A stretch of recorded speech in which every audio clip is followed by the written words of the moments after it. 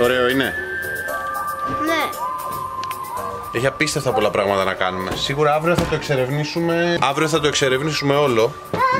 Θα νοικιάσουμε και ένα ποδήλατο το πρωί. Θα είναι σίγουρα τέλεια.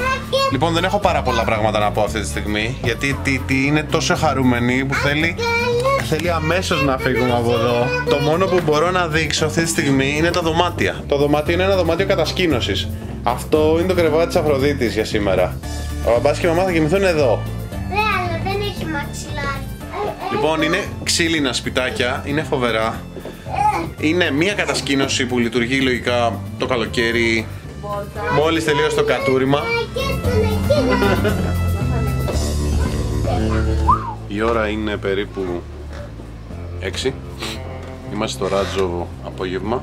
Όλοι ετοιμάζονται για τη βραδινή παράσταση των 9:30. Λοιπόν, αυτή τη στιγμή βλέπω μαζεύεται σιγά σιγά κόσμο στο σαλούν. Τρώνε, πίνουν ποτά, πάμε για φαγητό. Η ώρα είναι 8:30, είμαστε στο εστιατόριο του Ράτζου. Είναι φάση γάμος, δεξίωση. Η φάση είναι φαγητό δεξίωσης. Πολύ αξιόλογος μπουφές, πολλής κόσμος, περνάνε μάλλον όλοι τέλεια. Η μικρή βρήκε ήδη φίλους.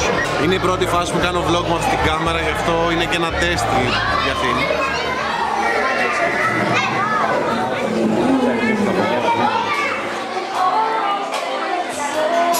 Όπα ρε.